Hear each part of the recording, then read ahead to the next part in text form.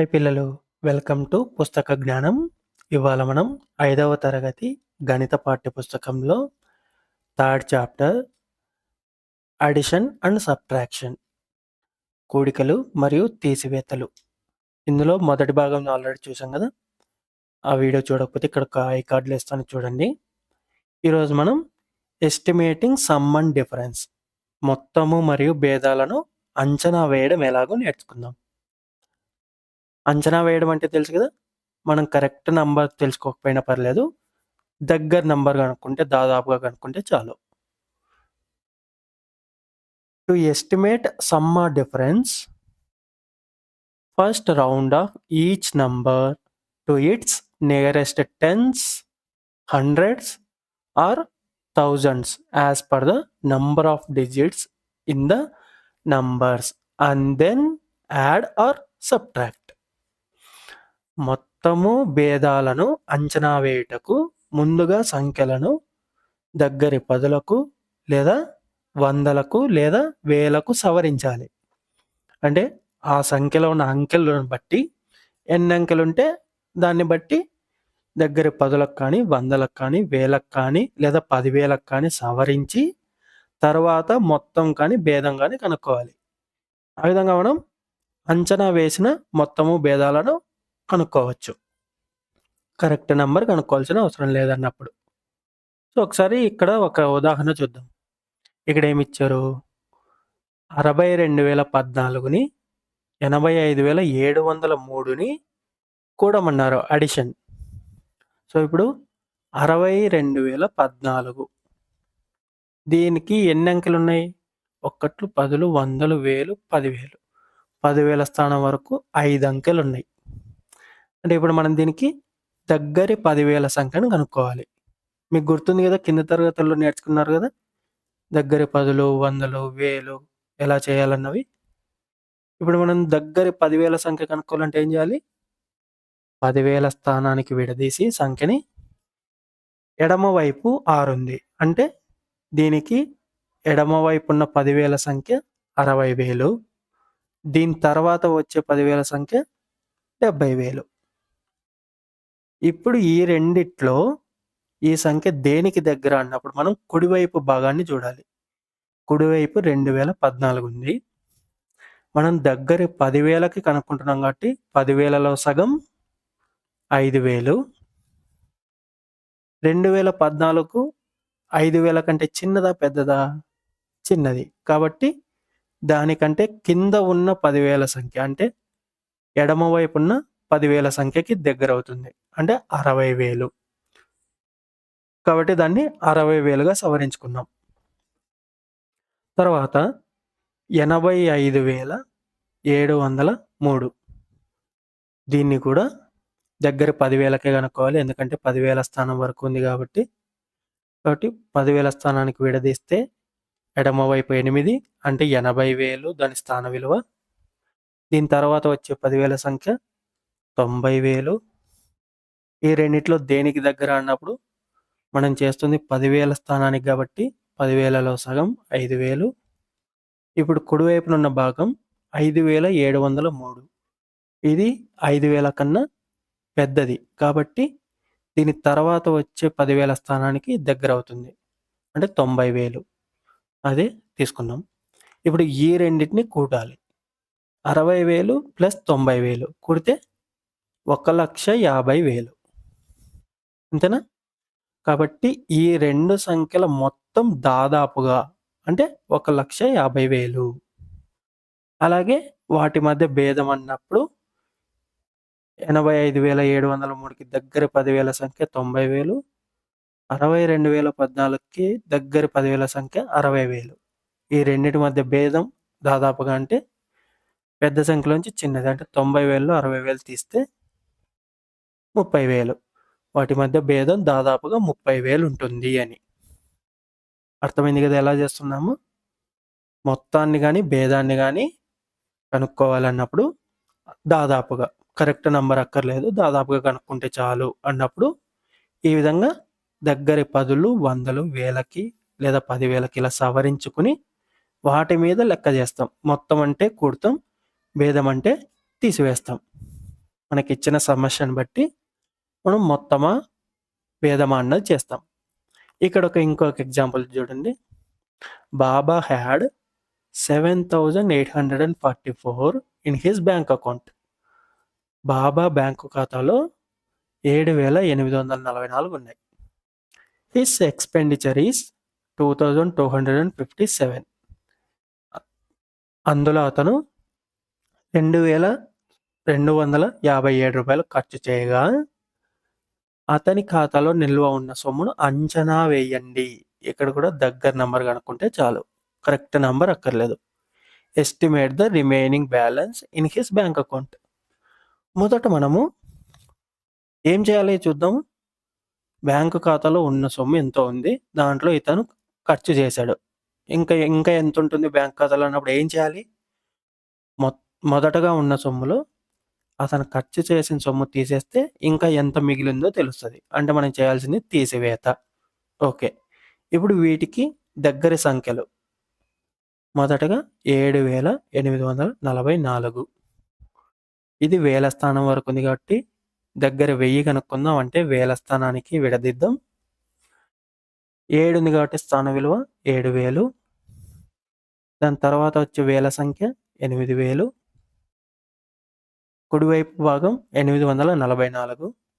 మనం కనుక్కుంటుంది వేలకు కాబట్టి 1000లో సగం 500. 844 500 కన్నా పెద్దది కాబట్టి దాని తర్వాత వచ్చే వేల సంఖ్యకి దగ్గర అవుతుంది. అంటే 8,000. కాబట్టి ఇక్కడ చేయాల్సిన లెక్క మొదట 8,000 దాదాపుగా బ్యాంక్ అకౌంట్లో ఉంది. అందులో అతను ఖర్చు చేసే సొమ్ము 2,257. ఇది కూడా దగ్గర 1000 కనుక్కోవాలి. కాబట్టి వేల స్థానానికి విడదీస్తే వేల స్థానంలో 2,000. 2 ఉంది కాబట్టి 2,000. దాని తర్వాత 1000 సంఖ్య 3,000. కుడివైపున ఉన్న భాగం 257. 500కి ఇది చిన్నది కాబట్టి ఎడమ వైపుకు దగ్గర అవుతుంది. అంటే దీనికన్నా చిన్న వేల సంఖ్యకు దగ్గర అవుతుంది. అంటే 2,000. అంటే అతని అకౌంట్లోంచి ఖర్చు చేసిన సొమ్ము దాదాపుగా 2,000. దాదాపుగా 2,000 ఖర్చు చేశాడు. అతని అకౌంట్లో దాదాపుగా 8,000 ఉన్నాయి. ఇప్పుడు అతని అకౌంట్లో ఇంకా ఎంత సొమ్ము దాదాపుగా మిగిలింది అంటే 8,000 మైనస్ 2,000 అంటే 6,000. అతని అకౌంట్లో దాదాపుగా ఉన్న సొమ్ము. అదే కదా ఇక్కడ చేశారు. ఈ విధంగా మీరు ఈ లెక్కలన్నీ చేయండి. సరేనా? అలాగే మనం ఇప్పుడు ప్రాఫిట్ అండ్ లాస్, లాభము మరియు నష్టము ఎలా క్యాలిక్యులేట్ చేయాలి అన్నది నేర్చుకుందాం. A weaver weaves sarees on his handloom and sells them in market.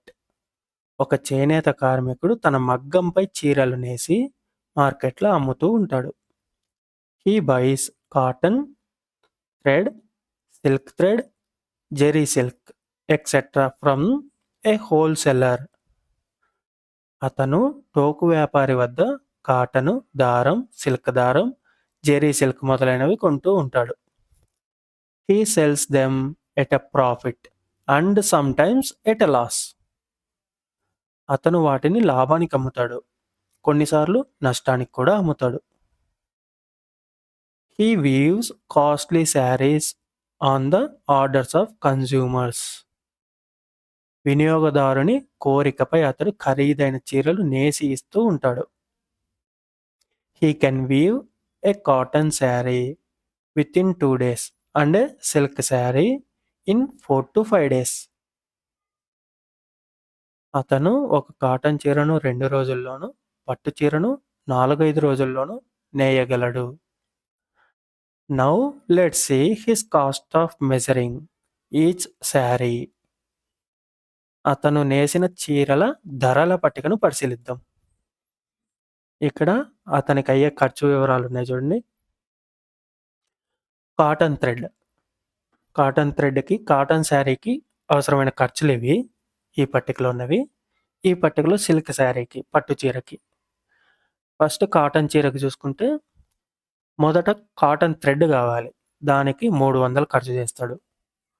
తర్వాత జెరీ కొంటాడు దానికోసం. కాటన్ చీర కోసం జెరీ 200 ఖర్చు. వీవింగ్ చార్జ్ అంటే అతను నేయడానికి అయ్యే ఖర్చు 400. మొత్తం అతనికి కాటన్ శారీకి అయ్యే ఖర్చు 900. అలాగే సిల్క్ శారీకి సిల్క్ థ్రెడ్ కోసం 2500 ఖర్చు చేస్తాడు. పట్టు దారం కోసం. అలాగే జెరీ కోసం 1000 రూపాయలు ఖర్చు చేస్తాడు. తర్వాత వీవింగ్ చార్జ్ అంటే నేయడానికి అయ్యే ఖర్చు 2000. మొత్తం అతనికి సిల్క్ శారీకి అయ్యే ఖర్చు 5500. ఇప్పుడు మీరు ఈ కింద ఇచ్చిన 3 ప్రశ్నలకి జవాబులు చేయడానికి ప్రయత్నించండి వీడియో పాజ్ చేసి. చేశారా? మొదటి ప్రశ్న చూద్దాం. Weaver sells cotton sari for 1100 rupees. Does he make a profit or a loss? చేనేత కార్మికుడు కాటన్ చీరను 1100 రూపాయలకు అమ్మినా అతనికి లాభమా నష్టమా? ఇప్పుడు అతనికి కాటన్ చీరకి అయ్యే ఖర్చు ఎంత? మొదటగా 900. కాటన్ చీరకి అన్ని ఖర్చులు అతనికి అయ్యేది 900. అతను ఎంతకు అమ్ముతున్నాడు? 1100కు అమ్ముతున్నాడు. 900 అతని ఖర్చు అవుతుంది మొత్తం చీర నేయడానికి అన్నిటికీ కలిపి. అతను అమ్మేది 1100కి. అంటే అతనికి లాభమా నష్టమా? లాభం కదా. అతనికి లాభం. 900 ఖర్చు పోయి 1100 అంటే 1100 కదా ఎక్కువ. అమ్మిన వెల ఎక్కువ ఉంది ఇక్కడ అతనికి అయ్యే ఖర్చు కంటే. కాబట్టి అతనికి లాభం. Weaver sells damaged cotton sari for 400 each. Does he make a profit or a loss?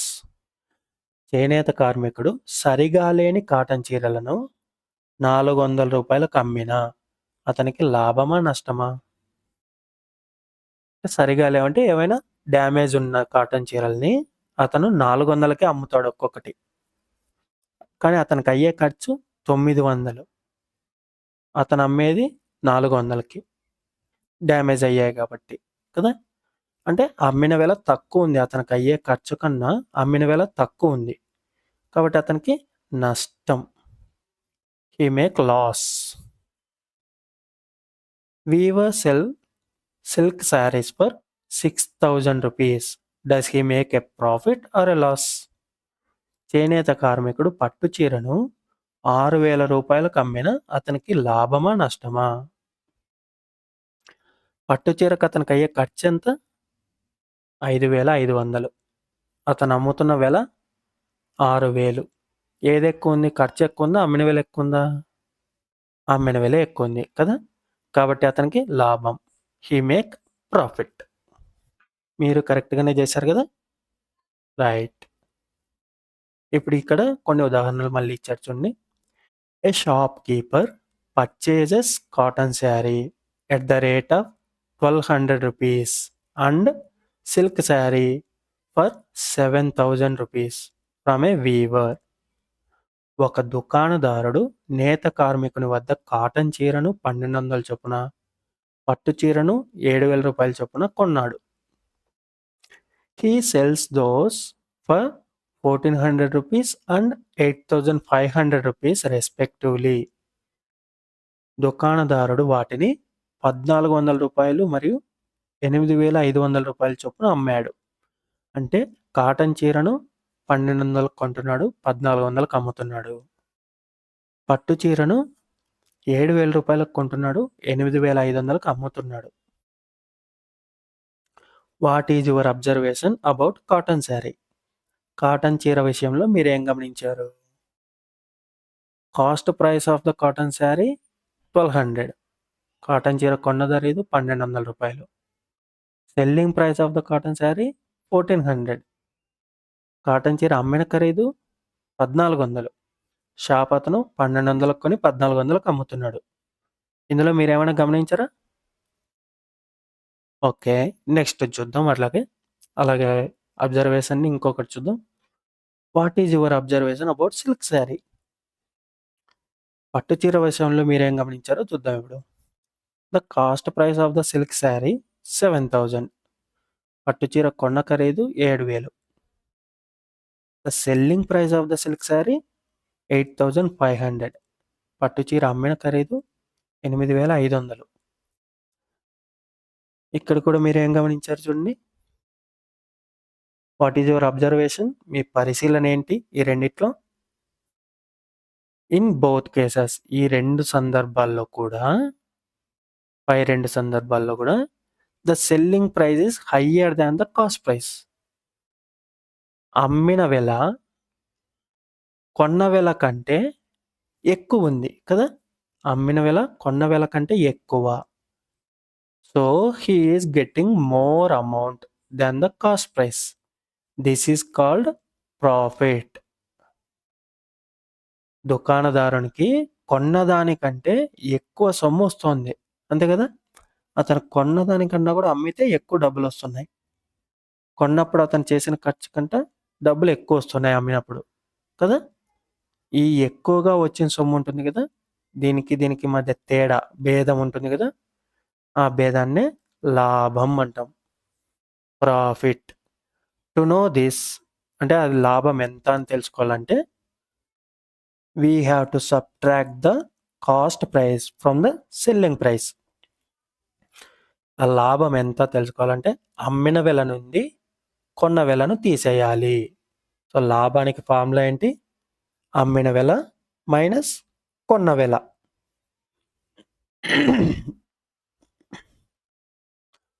Profit equal to selling price minus cost price. We can gain if the selling price is more than cost price. కొన్న వెల కంటే అమ్మిన వెల ఎక్కువగా ఉంటే మనకి లాభం వస్తుంది. Then the difference is profit. ఆ రెండు సంఖ్యల మధ్య తేడా, అమ్మిన వెల కొన్న వెలల మధ్య తేడాయే లాభం. తేడా అంటే మైనస్ కదా, సబ్ట్రాక్షన్ చేయాలి. Some cotton saris are damaged or colour faded. So such saris was sold for 800 each at a loss. కొన్ని కాటన్ చీరలు సరిగ్గా లేకపోవడం వల్ల కానీ, లేదా రంగులు పోవడం వల్ల కానీ వాటికి ఒక్కొక్కటికి 800 రూపాయల చొప్పున అమ్మారు. అప్పుడు లాభమా నష్టమా? కాటన్ శారీలు కొన్ని డ్యామేజ్ అయినవి 800కి అమ్ముతున్నారు. వాటికి కాస్ట్ ప్రైస్ ఎంత? కాటన్ శారీస్కి 1200, కొన్న ఖరీదు 1200, 1200. సెల్లింగ్ ప్రైస్ ఎంత? 800, అమ్మిన ధర 800. అలాంటప్పుడు లాభమా నష్టమా? కొన్న వేల కంటే అమ్మిన వేల తక్కువ ఉంది కాబట్టి అతనికి నష్టమే కదా. ఇంకా ఇన్ ద అబౌవ్ కేస్, అంటే ఈ సందర్భంలో అమ్మిన వేల కొన్న వేల కంటే తక్కువగా ఉంది, అంతే కదా. Selling price is lesser than the cost price. To know how much less amount is getting than the cost price, we subtract selling price from the cost price. ఎంత తక్కువ ఉంది అనేది తెలుసుకునేకి కొన్న వెల నుండి అమ్మిన వెలని తీసేస్తాం. అంటే నష్టాన్ని కనుక్కోవాలంటే కొన్న వెల మైనస్ అమ్మిన వెల. లాస్ని కనుక్కోవడానికి cost price minus selling price. We get loss if the cost price is more than selling price. If the selling price is high, then we will get profit. కొన్న వెల అమ్మిన వెల కంటే ఎక్కువ ఉంటే మనకు నష్టం వస్తుంది. అలాగే అమ్మిన వెల ఎక్కువగా ఉంటే మనకు లాభం వస్తుంది. అర్థమైంది కదా.